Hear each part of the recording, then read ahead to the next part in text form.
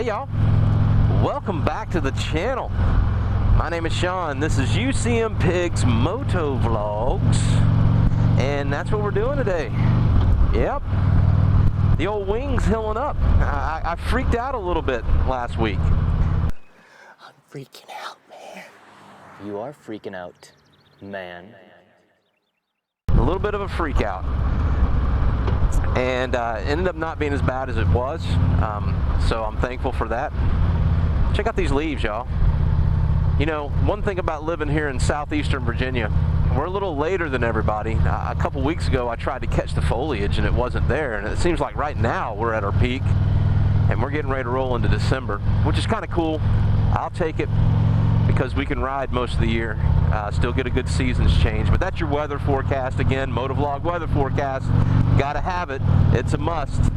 But today we are talking about motovlogging, or really motorcycle content creation in general. Before we get started, let me remind you to like, comment, and subscribe. And as always on my channel, if you don't feel like typing words, just leave me an emoji. Just let me know you were here. I would greatly appreciate that. So, motovlogging, is it dead? Is it a thing of days gone by? And when I say motovlogging, I'm talking about, you know, motorcycle content creation really in general, because I'm going to lump it together here. You know, we have motovlogging, which is what I'm doing right now. We're talking about a topic while riding a motorcycle. I try to make it motorcycle related. Some people do, some people don't. Or ride videos. There are some people that will just do ride videos. They go to a destination, they focus on that destination. The video is more about the ride there, the sights, the scenery, and things like that. So we're talking about motorcycle content on YouTube. Is it dead? And the reason I ask this is there's a lot of chatter right now. We're all seeing the changes in YouTube. Now, I've mentioned this before.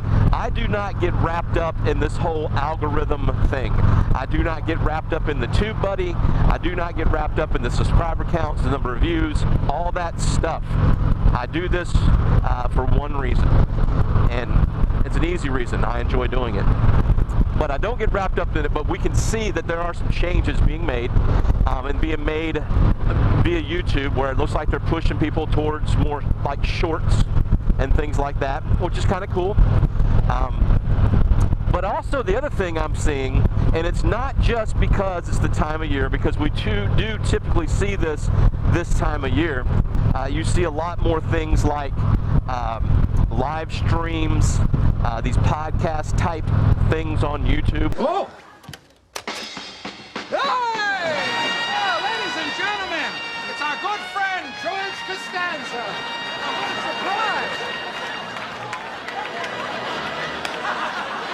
surprise! Where it's live, you have a guest, kind of a talk show type atmosphere. We're seeing more of that.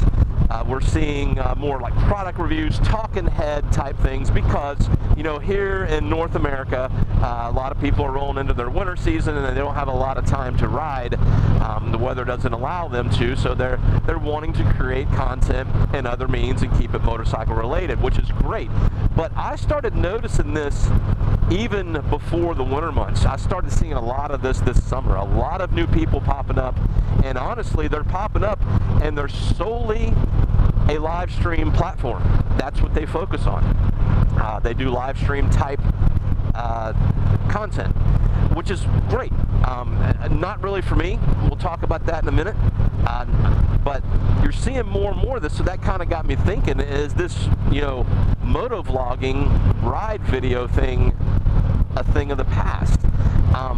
You know, like I mentioned, I got into doing this YouTube thing just about 2 years ago, and it kind of coincided with the Scaredemic. You know, the Scaredemic we just went through, where everybody was scared and everybody was locked down, and, you know, we couldn't do anything and things were shutting down, and it started impacting us in multiple ways, not just in, you know, like goods and stuff like that, but, you know, entertainment. The whole entertainment industry shut down. So started running out of things to watch. Netflix series were running low. Hulu series were running slow. I couldn't watch My Handmaid's Tale and all that stuff that was going on. So it kind of impacted us in multiple ways, because prior to that, I'll be honest with you, YouTube for me was a tool. I would use YouTube when I was wanting to learn something about something, maybe working on the bike, maybe working on a car, doing something around the house. That's kind of the reason I went to YouTube. I never really thought of it as an entertainment platform. And that's kind of how I stumbled across. I mean, I knew there was motorcycle content out there. I didn't know it was at the degree or at the level that it is. There's a lot of motorcycle content. But I used it, to look for things, and that's how I stumbled across it. I stumbled across the channel doing installs and stuff like that, and that led to another one, and so forth and so on. You guys know what I'm talking about. It's called the YouTube hole. So it got me, looking at this and got me watching motovlogging, and I've never watched motovlogging before, and ride videos and things like that. And I started, that was my entertainment in the evening, because like I said, there was nothing to watch on television. So I would sit on the couch with an iPad and watch YouTube. And that's where it all started. Then I ended up, after about a year of that, I decided to give it a try. So I feel like there was a boom, and some of you that might have been doing this or might have been watching, consuming longer than I have, may have noticed it. I don't know. I'm not going to go to one of these websites to look at their analytics. I can make my own analytics up. It's common sense. You can just look at things and see. So it just seems like there's a boom in this motorcycle content creation during the Scaredemic. So I think that had a big thing. But now that things are, people aren't as scared anymore, it seems like, it's not as popular. When I say not as popular, it's the views. I mean, it just doesn't seem like it's as popular. More people are looking at these alternative means for entertainment or content creation. We get back into these shorts.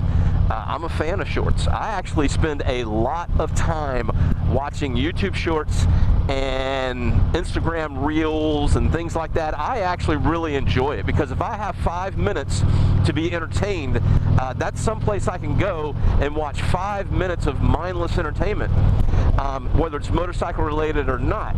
So I'm kind of a fan of the shorts.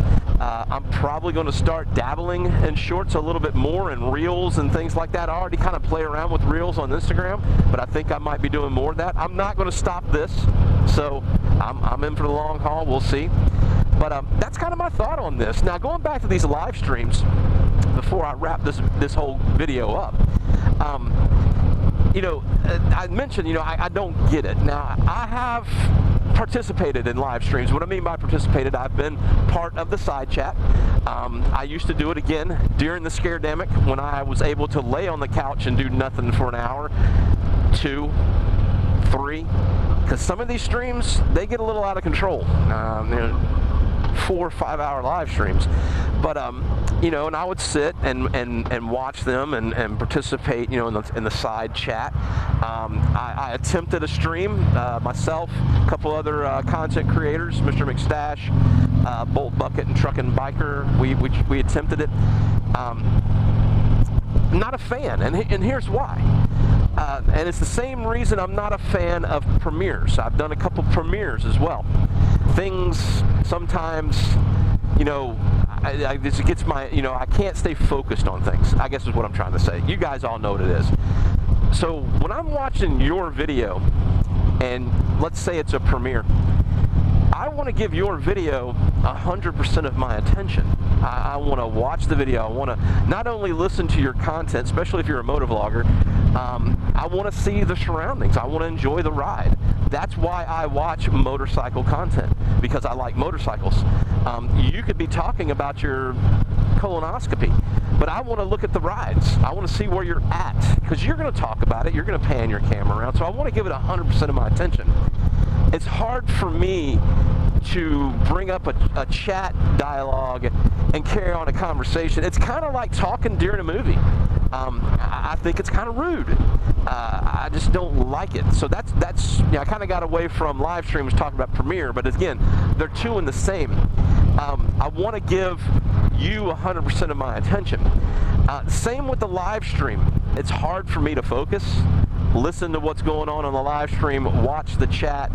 There's just a lot going on, and for me, it's difficult. So I know, and again, maybe nobody even notices that you know, I know a lot of people participate in these things, a lot of content creators. It seems like a lot of people jockeying for position, trying to be the one to get their comment recognized. It's too much going on for me, and if you do have a live stream on your channel, and not saying you're looking for me, I doubt anybody's looking for me, and you don't see me there, I'm just telling you, that's the reason why. It's too overwhelming for me. So that's that. So again, back to the original question.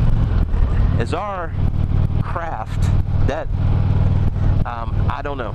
I've been spending a couple days catching up on channels that I haven't been watching their content in a while, for no particular reason other than I just haven't had time. And I enjoy it. I enjoy the ride videos. I'm back watching a content creator that does a lot of ride videos and destination type stuff, and I really enjoy her content.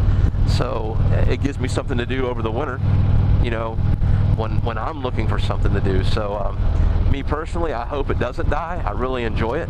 I know this whole live stream podcast type thing is a thing in the shorts, but you know what? I think we're the ones that can control whether or not this motovlogging ride video thing goes away. So that's it for today. I'm a little long-winded. I'm going to let you guys go. I do appreciate you stopping by and spending some time with me. And until we talk again, you guys be careful. You guys be safe. Always keep your shiny side up. And we'll talk to you next time.